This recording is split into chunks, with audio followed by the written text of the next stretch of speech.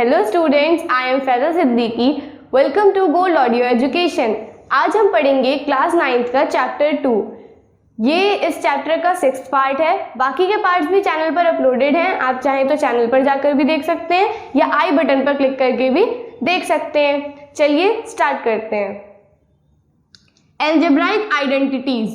Algebraic identities क्या होती हैं? जो भी चीज़ें, जो भी आइडेंटिटीज़ एल्जेब्रा में यूज़ होती हैं उसे इजी बनाने के लिए और ज़्यादा सिंपल बनाने के लिए उन्हें हम बोलते हैं एल्जेब्राइक आइडेंटिटीज़। स्टार्ट करते हैं। फर्स्ट आइडेंटिटी समझते हैं पहले।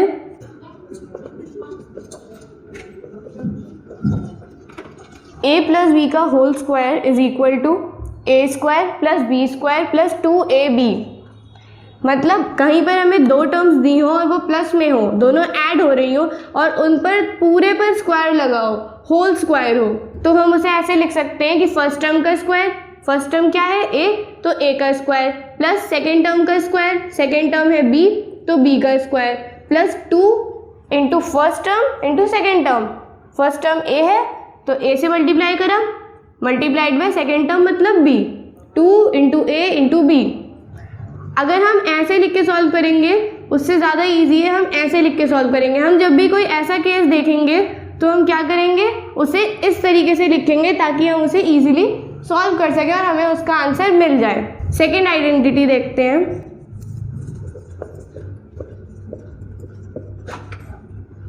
a माइनस बी का whole square is equal to A square plus B square minus 2ab।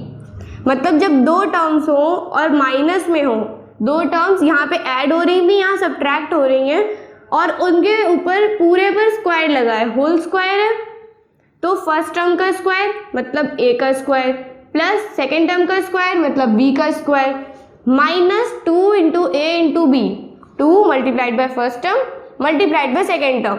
इसमें से माइनस करना है। माइनस देखिए यहाँ पर प्लस था और यहाँ पर माइनस है।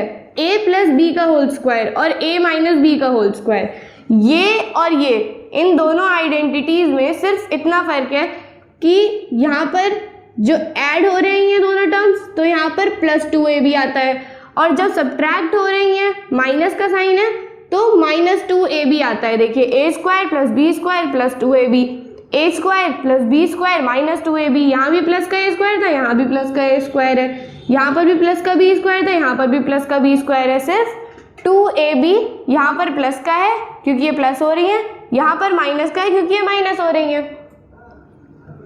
थर्ड आइडेंटिटी देखते हैं।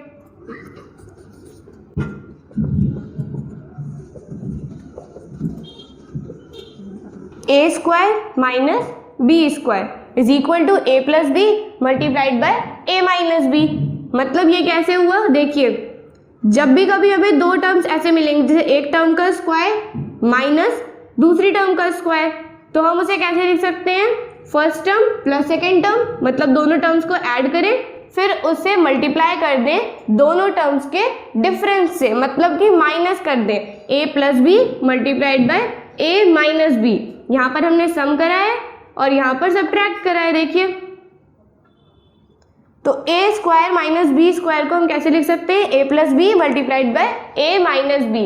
अच्छा, ये सब चीज़ें ऐसे तो बहुत इजी लग रही होंगी कि ठीक है अगर यहाँ पर 1 हो यहाँ पर 2 हो तो हम ऐसे क्यों लिखें, हम डायरेक्ट ऐसे भी तो लिख सकते हैं, लेकिन ऐसा नहीं है।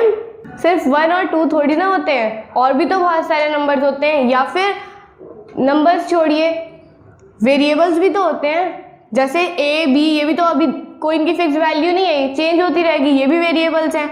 तो ज़्यादातर ये आइडेंटिटीज़ इन केसेस में ही काम आती हैं जहाँ वेरिएबल्स होते हैं, वरना अगर 1 और 2 होगा, यहाँ पर 1 होगा a 2 होगा b, तो आप उसे प्लस नहीं कर लेंगे, 1 और 2 3 का स्क्वायर 9, फिर आपको ये करने की ज़रूरत नहीं है, आपको यही इजी लगेगा। लेकिन यहाँ पर अगर x और y हो तो जैसे यहाँ पर a और b है तो a और b को ऐड नहीं कर सकते क्योंकि सिर्फ आप सेम वेरिएबल्स वाली जो टर्म्स होती हैं यानी लाइक टर्म्स उन्हें ही ऐड या सब्ट्रैक्ट कर सकते हैं। तो a और b ऐसी टर्म्स हैं जो आपस में ऐड नहीं हो सकती हैं और उनका स्क्वायर करना है हमें, ठीक है। तो हम ये आइडेंटिटी यूज़ करेंगे और इससे ही हमें आंसर मिलेगा। अभी इसके यूज़ कैसे करना है वो भी मैं आपको बताऊंगी। तब तक हम अभी फोर्थ आइडेंटिटी देखते हैं। फोर्थ आइडेंटिटी इनसे थोड़ी सी अलग है। जैसे यहाँ पर a प्लस बी का होल स्क्वायर था, यहाँ a माइनस बी का होल स्क्वायर था और यहाँ पर a square minus B square था। फोर्थ आइडेंटिटी में क्या है,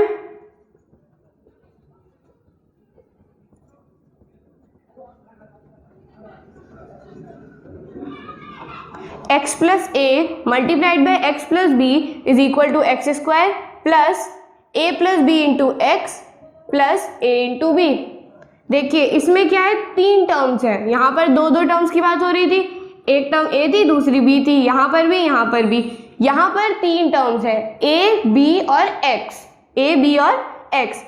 अब जो टर्म यहाँ पर है x, उसमें हमने एक बार a प्लस करा, मतलब एक टर्म प्लस करी और दूसरी बार कोई दूसरी टर्म प्लस करी और उन दोनों को मल्टीप्लाई कर दिया, तो उसका जो आंसर आएगा वो यही होगा, x का स्क्वायर। जो यहाँ पर हमने देखा था कि दोनों ब्रैकेट्स में फर्स्ट टर्म क्या होगी, x, जब सेम होगी दोनों में फर्स्ट टर्म x और दूसरी टर्म जो सेकेंड टर्म होगी वो अलग अलग होगी दोनों ब्रैकेट्स में, तो हम क्या करेंगे, जो टर्म सेम है x उसका स्क्वायर करेंगे प्लस फर्स्ट टर्म और सेकेंड टर्म, फर्स्ट ब्रैकेट में जो टर्म थी और सेकेंड ब्रैकेट में जो टर्म थी जो अलग अलग है उन दोनों का सम करेंगे और उसे x से मल्टीप्लाई करेंगे जो सेम टर्म है उससे, ठीक है। उसके बाद उसमें हम दोनों टर्म्स को मल्टीप्लाई करके ऐड कर देंगे, मतलब a इंटू बी, जो टर्म यहाँ पर थी और जो दूसरे ब्रैकेट में थी उन दोनों को मल्टीप्लाई करके ऐड करेंगे। देखिए X square plus a plus B into X plus A into B. ये आइडेंटिटी इन तीनों आइडेंटिटी से थोड़ी अलग इसलिए क्योंकि इसमें दो टर्म्स की ही बात हो रही थी सब में और यहाँ पर तीन टर्म्स की बात हो रही है। देख लीजिए, इसे नोट करना हो तो नोट कर लीजिए या स्क्रीनशॉट लेना हो तो स्क्रीनशॉट ले लीजिए, फिर मैं आपको आगे का बताती हूँ। फिफ्थ आइडेंटिटी देखते हैं। फिफ्थ आइडेंटिटी में हम फिर से तीन टर्म्स की ही बात कर रहे हैं, लेकिन इस बार हम x, a और b नहीं ले रहे हैं, हम x, y, z ले रहे हैं। देखिए x plus Y plus Z का होल स्क्वायर। अभी तक हमने दो टर्म्स का पढ़ा था कि जब दो टर्म्स ऐड हो रही हैं और उनका स्क्वायर हो रहा है, यहाँ पर तीन टर्म्स हैं जो ऐड हो रही हैं और उनका पूरे का स्क्वायर हो रहा है।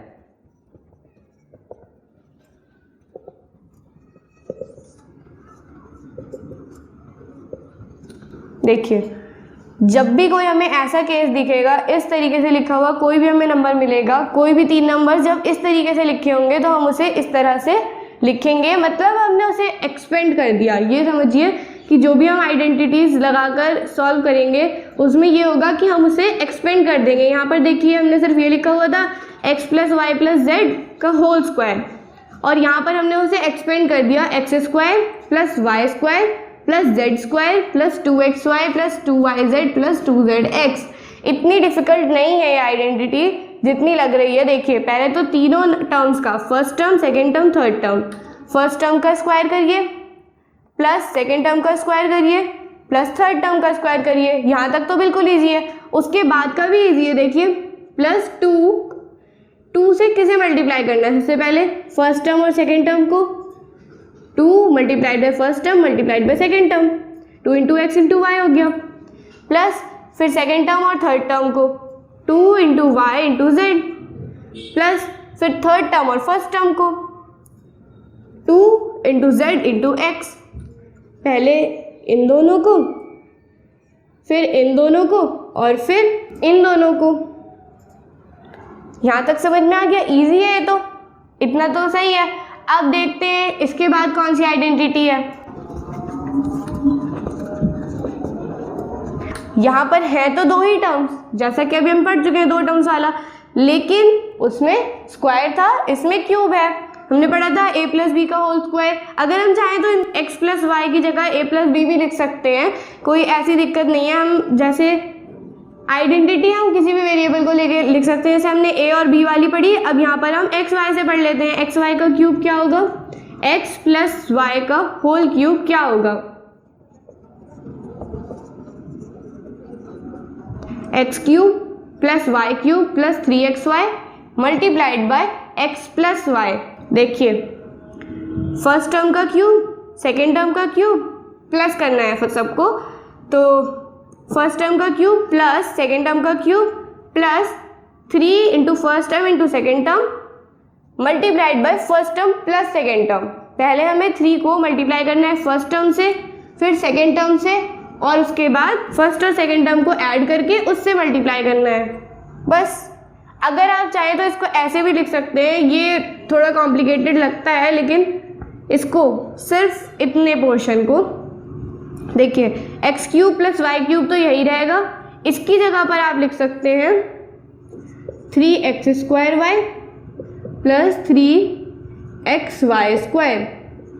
कैसे, देखिए 3xy था और इसमें मल्टीप्लाई करना था, तो ब्रैकेट के अंदर 2 टर्म्स है, 3 टर्म्स है, इससे फर्क नहीं पड़ता। अगर ब्रैकेट के और किसी नंबर के बीच में कोई साइन नहीं है तो मतलब मल्टीप्लाई का साइन है, हर टर्म से मल्टीप्लाई होगा।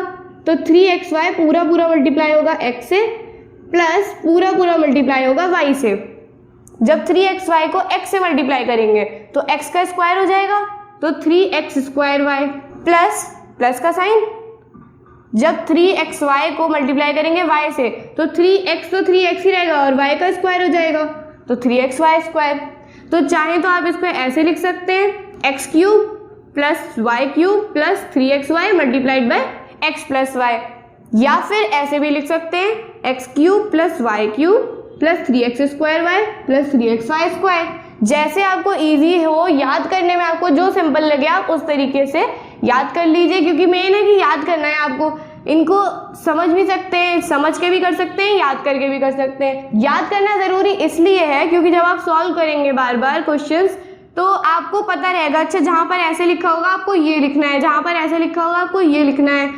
कभी भी आपको कोई ऐसा केस मिलेगा अगर कि 2 नंबर्स हैं, उन्हें ऐड करना है और उनके पूरे का क्यूब करना है, तो आप जल्दी से ये लिख देंगे और फिर इसमें वैल्यूज़ पुट करके आंसर निकाल लेंगे। क्योंकि ज़रूरी नहीं वहाँ पर x और y हो, वहाँ पर हो सकता है कोई और नंबर हो, जैसे 16 और z हो। मान लीजिए 16 का तो आप कर सकते हैं क्यूब, लेकिन z का तो नहीं कर सकते ना, z का तो z क्यूब ही बनेगा। तो वैसे ही उन्हें ऐड नहीं कर सकते, तो अगर ऐड कर सकते तो ऐड करके क्यूब कर देते।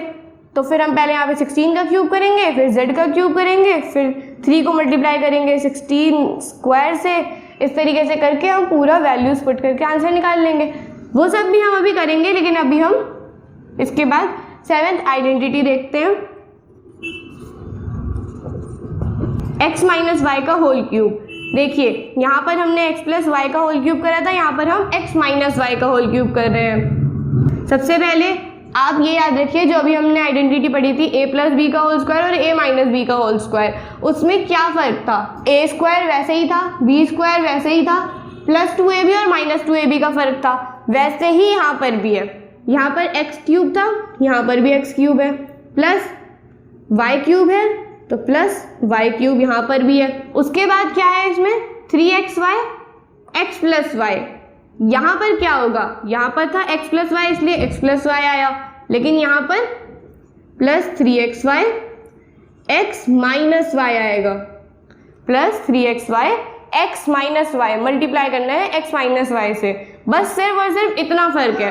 अगर आप ये आइडेंटिटी ऐसे लिखेंगे तो सिर्फ इतना फ़र्क है, या फिर अगर आपको ऐसे लिखनी है जैसे इजी लगे मतलब, तो फिर आप इस पूरे की जगह क्या लिखेंगे, प्लस प्लस प्लस 3xy को x से मल्टीप्लाई करेंगे तो 3x² y, यही आएगा 3x² y।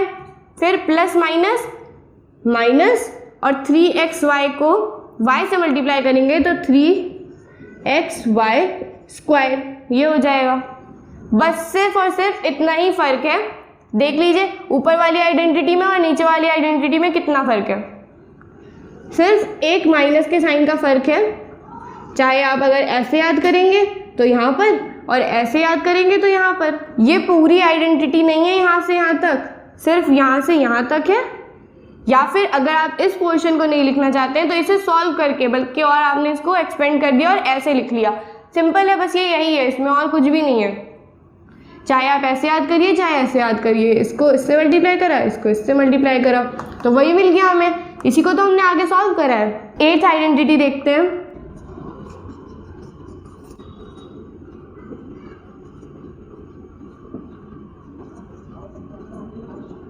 X cube plus Y cube plus Z cube minus 3xyz। X Y Z मतलब 3 टर्म्स हैं, कहीं पर एक टर्म का क्यूब हो रहा हो, उसमें दूसरी टर्म का क्यूब ऐड हो रहा हो, तीसरी टर्म का क्यूब ऐड हो रहा हो और उसमें से क्या माइनस हो रहा हो, तीनों टर्म्स का प्रोडक्ट मतलब x into Y into z multiplied by 3। अगर कहीं पे भी ऐसा केस हमें मिलेगा तो हम उसको कैसे लिखेंगे, x plus Y plus z, पहले हम तीनों टर्म्स को ऐड करेंगे फिर उसे मल्टीप्लाई करेंगे किससे,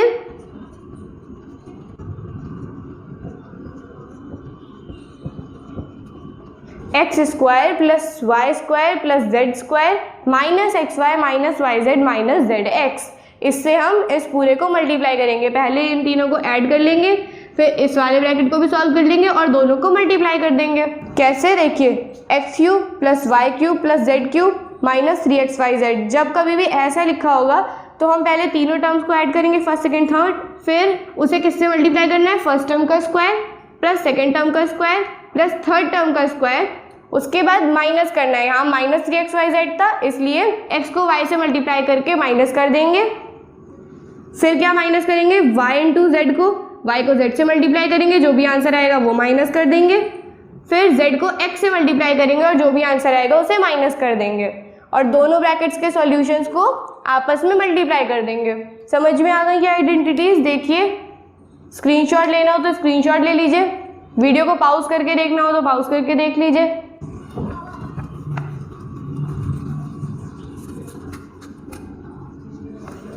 मुझे लगता है कि इस वीडियो के लिए इतना काफ़ी है। आई होप कि जो भी कुछ मैंने आपको समझाने की कोशिश करी है वो आपको अच्छे से समझ में आया होगा। अगर आपको ये वीडियो पसंद आई है तो इसे लाइक करें, शेयर करें, या इस वीडियो से रिलेटेड कोई भी डाउट हो तो कमेंट सेक्शन में मुझसे पूछ सकते हैं। I will clear your doubt. अगर आप गोल्ड ऑडियो एजुकेशन चैनल पर पहली बार आए हैं तो इसे सब्सक्राइब करिए और बेल आइकन दबाना मत भूलिएगा ताकि मेरी सभी लेटेस्ट वीडियोज़ की नोटिफिकेशन सबसे पहले आपको मिले। अब मैं आपसे मिलती हूँ इसी चैप्टर के नेक्स्ट पार्ट में। इस चैप्टर में जो भी हमने आइडेंटिटीज़ पढ़ी हैं उनका यूज़ कैसे करना है उनकी एप्लीकेशंस के साथ। तब तक के लिए keep smiling, enjoy your life, bye, thanks for watching.